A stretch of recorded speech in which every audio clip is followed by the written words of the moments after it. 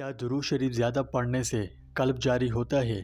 آپ ناظرین میں سے ایک ویور نے ہم سے درخواست کی ہے کہ قلب جاری ہونے پر ایک ویڈیو لائی جائے جس میں بتایا جائے کہ کیا درود شریف زیادہ پڑھنے سے قلب جاری ہوتا ہے۔ یہ ویڈیو اسی بارے میں ہے۔ آج ہم اس موضوع پر تفصیل سے بات کریں گے۔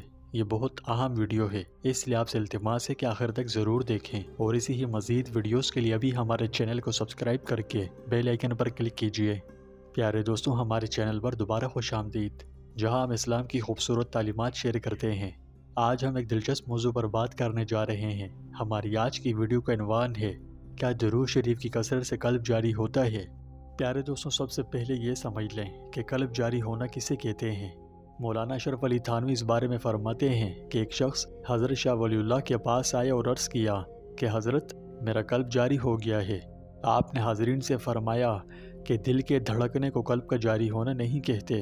قلب کا جاری ہونا یہ ہے کہ اللہ کا ذکر دل میں ہر وقت موجود رہے۔ اس کے علاوہ ہم تصوف میں لطائف پر غور کریں گے اور بتائیں گے کہ اس کی حقیقت کیا ہے اور یہ علم کہاں سے چلا۔ ایک عام مسلمان کے لیے اس کا جاننا اور طے کرنا کتنا ضروری ہے۔ آیا یہ فرض ہے، یہ سنت، واجب یا مستحب ہے، اور اس کے کیا فوائد ہیں؟ پیارے دوستوں، تصوف میں لطائف لطیفہ کی جمع ہے۔ اس سے مراد وہ چیزیں ہیں جن کو انسانی حواس نہیں سمجھ سکتے، یعنی یہ تصوف کی ایک اصطلاح ہے۔ جیسا کہ آپ جانتے ہیں کہ لطیف اللہ تعالیٰ کے ایک نام ہے اور اس کے معنی ہے وہ ذات جو اپنے بندوں پر لطیف اور مہربان ہے۔ علماء کرام فرماتے ہیں کہ اللہ تعالیٰ کے لطیف ہونے کے معنی عموماً مہربان کے لیا جاتا ہے، لیکن اس کا معنی اردو میں کسی ایک لفظ سے ادا نہیں ہو سکتا۔ میں ہمیشہ کہتا ہوں کہ عربی ایک نہایت جامع لینگویج ماڈل ہے۔ یہ ہماری اردو، ہندی یا انگلش وغیرہ کی طرح نہیں ہے، بلکہ اس کے ایک ہی لفظ کے کئی معنی ہیں۔ اگر میں مثالوں کے ذریعے بات سمجھاؤں تو ویڈیو بہت طویل ہو جائے گی۔ بس مختصراً اتنا سمجھ لیں کہ اس کے مادے لطف کے بنیادی معنی میں دو باتیں پائی جاتی ہیں۔ ایک دقت نظر، یعنی باریک سے باریک بات جاننے والا، دوم نرمی، اور لطیف کے معنی میں کبھی صرف ایک ہی بات، یعنی دقت نظر یا باریک بینی یا راز یا چھوٹی چھوٹی جزیات تک سے آگاہی کا مفہوم پایا جاتا ہے، اور کبھی دونوں باتیں پائی جاتی ہیں، یعنی اللہ تعالیٰ اپنے بندوں کی چھوٹی چھوٹی اور رتی رتی تکالیف کا علم اور اس کی خبر بھی رکھتا ہے، پھر اپنی مہربانی سے ان کا ازالہ بھی فرماتا ہے۔ اسی طرح وہ اپنے بندوں کی چھوٹی چھوٹی حاجات اور ضروریات کا خیال رکھتا ہے اور پھر انہیں اپنی مرضی سے پورا بھی کرتا ہے۔ تصوف میں لطائف سے وہ باتیں مراد لی جاتی ہیں جن کا انسانی حواس ادراک نہیں کر سکتے ہوں۔ روحانی ترقی کی راہ میں، خاص طور پر تصوف میں، دل صرف وہ جسمانی عضو نہیں ہے جسے ہم جانتے ہیں، بلکہ ایک روحانی مرکز بھی ہے جو اللہ سے ہمارے تعلق میں اہم کردار ادا کرتا ہے۔ یہ گہرا دل محبت، خلوص اور ایمان کا گڑھ ہے۔ صوفی اصطلاح میں روحانی تزکیے کا یہ سفر بعض اوقات لطیف کے تصور سے جوڑا جاتا ہے۔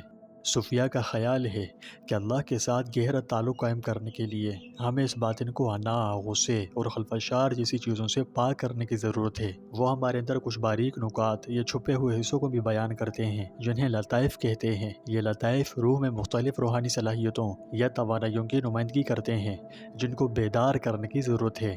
اس سے ہمارے اندر امن، محبت اور ایمان کا احساس بڑھ جاتا ہے۔ حضرات صوفیہ ہمارے وجود کے اندر متعدد لطائف یا روحانی مراکز کے بارے میں بات کرتے ہیں۔ ان کی تعداد کم و بیش 10 کے قریب ہے۔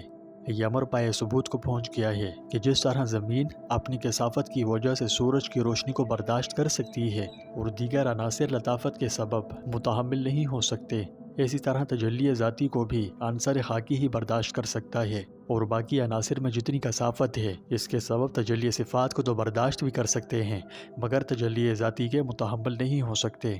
اور عالم امر کے لطائف چونکہ لطیف ہیں اس لیے انہیں تجلیات ذاتیہ سے تو حصہ نہیں ملتا، لیکن تجلیات ذلیہ سے کچھ بہرا مل جاتا ہے۔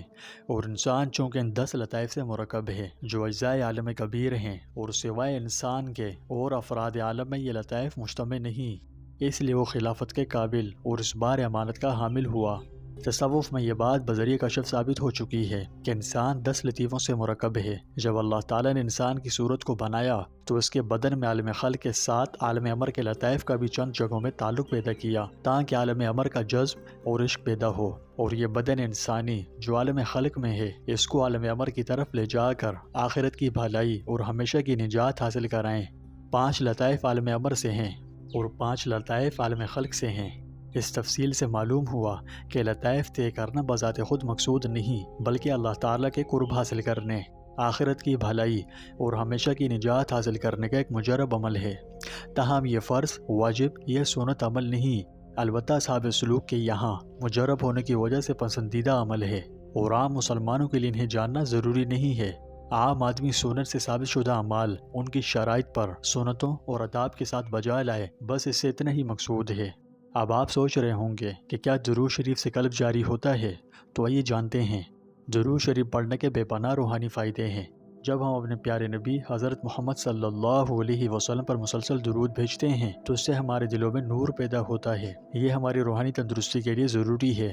جب ہم اسے باقاعدگی سے کرتے ہیں تو یہ ہمارے دلوں میں نور اور سکون لاتا ہے۔ جس طرح لطائف ہمارے اندر کے لطیف نکات ہیں جن کو بیداری کی ضرورت ہے، درود شریف ان نکات کو خاص طور پر دل کو روشن کرنے میں مدد کرتا ہے۔ یہ کلینرز کی طرح کام کرتا ہے، منفی خیالات، خلفشار اور گناہوں کو دھو کر پاک کرتا ہے، ہمارے دل کو اللہ کی رحمت اور محبت سے بھر دیتا ہے۔ پیارے دوستوں، کثرت سے درود شریف پڑھنے سے بے شمار برکتیں حاصل ہو سکتی ہیں، جیسا کہ دل کی تطہیر کا باعث ہے۔ یہ عمل خود ہمارے دلوں سے روحانی زنگ کو دھو دیتا ہے اور نور پیدا کرتا ہے، اللہ کے قرب کا ذریعہ ہے۔ جتنا زیادہ ہم رسول اللہ صلی اللہ علیہ وسلم پر درود بھیجتے ہیں، اتنا ہی اللہ ہم پر سلامتی بھیجتا ہے، ہمارے دلوں کو سکون سے بھر دیتا ہے، بوجھ سے نجات ہے۔ بہت سے علماء نے نوٹ کیا ہے کہ جو لوگ کثرت سے درود پڑھتے ہیں وہ زندگی کے بوجھ سے نجات حاصل کرتے ہیں، کیونکہ ان کا دل اللہ کی رحمت کے لیے کھل جاتا ہے۔ درود شریف کا ورد ایک ایسی چیز ہے جس سے ہر مسلمان فائدہ اٹھا سکتا ہے۔ تو پیارے بھائی اور بہنوں، آئیے ہم درود شریف کو اپنی روزمرہ کی زندگی کا حصہ بنائیں۔ یاد رکھیں، روحانی ترقی ایک سفر ہے، اور درود شریف جیسے اعمال اللہ تعالیٰ نے ہمیں اس راستے پر چلنے کے لیے عطا فرمائے ہیں۔ آئیے دل کی پاکیزگی اور اپنے خالق سے تعلق کے لیے کوشش کریں۔ اگر آپ اس بارے میں مزید تفصیل جاننا چاہتے ہیں تو عمدۃ السلوک اس پر ایک اچھی کتاب ہے، آپ جلد نمبر 2 میں اس کی تفصیل ملاحظہ فرما سکتے ہیں۔ امید ہے اس ویڈیو سے آپ کو سیکھنے کو ملا۔ آپ سے التماس ہے کہ ثواب کی نیت سے اس ویڈیو کو دوسروں کے ساتھ بھی شیئر کریں۔ اللہ ہمیں اپنے حبیب علیہ الصلوۃ والسلام پر بکثرت درود و سلام بھیجنے کی توفیق عطا فرمائے۔ اگر درود شریف پر مزید ویڈیوز دیکھنی چاہیں تو اس پر ہم بہت سی ویڈیوز بنا چکے ہیں، میں اس ویڈیو کی تفصیل میں لنک دے دوں گا، آپ چاہیں تو دیکھ سکتے ہیں۔ انشاءاللہ امید ہے آپ کو بہت پسند آئے گی۔ ویڈیو مفید لگی تو مزید اسلامی مواد کے لیے چینل کو لائک، شیئر اور سبسکرائب کر دیجئے، اور اللہ تعالیٰ کے بابرکت ناموں میں سے کوئی نام کامنٹ باکس میں ضرور ٹائپ کریں اور برکتیں کمائیں۔ زیادہ نہیں تو اللہ لکھ کر ٹائپ کریں، کیونکہ جب تک پڑھنے والا پڑھتا رہے گا آپ کو ثواب ملتا رہے گا۔ اللہ ہمارا حامی و ناصر ہو۔